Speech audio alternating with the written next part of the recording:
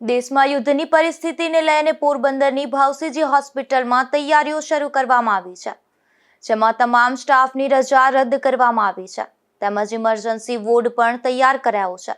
તો રક્તનો જથ્થો અને દવા સહિતની ચીજવસ્તુઓનો સ્ટોક કરવામાં આવ્યો છે. હાલ દેશમાં યુદ્ધની પરિસ્થિતિનું નિર્માણ થયું છે, ત્યારે આ પરિસ્થિતિમાં કદાચ મેડિકલ ઇમરજન્સી ઊભી થાય તો તેમને પહોંચી વળવા માટે પોરબંદરની ભાવસીજી સરકારી હોસ્પિટલ દ્વારા તૈયારીઓ શરૂ કરવામાં આવી છે. ભાવસીજી હોસ્પિટલમાં ફરજ બજાવતા ડોક્ટરો અને સ્ટાફની રજા રદ કરવામાં આવી છે તેમજ હોસ્પિટલમાં 14 બેડનો ઇમરજન્સી વોર્ડ તૈયાર કરવામાં આવ્યો છે. પોરબંદર જિલ્લાના ખાનગી પ્રેક્ટિસ કરતા સર્જન અને ઓર્થોપેડિક સહિતના 10 જેટલા ડોક્ટરોને પણ ઓન કોલ રાખવામાં આવ્યા છે.